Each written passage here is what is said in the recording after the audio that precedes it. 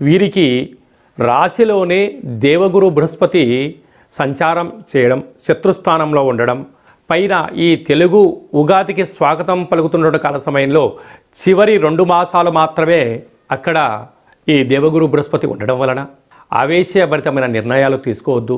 విదేశాలకు వెళ్ళాలని మీ కోరిక మంచిదే, కానీ ఆ దేశం యొక్క పరిస్థితులను, వాతావరణాన్ని, ఆ యొక్క చదువును, అక్కడ వెళ్ళాల్సిన పత్రాలు సక్రమంగా ఉంచుకొని మీరు విదేశీయాన ప్రయాణానికి ప్రయత్నం చేసుకోండి.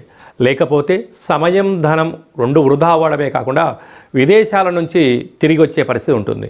ఎందుకనగా ఈ తెలుగు ఉగాది చివరి కాల సమయంలో షష్ఠగ్రహ కూటమి అనేటువంటి సంచార స్థితి రాబోతుంది.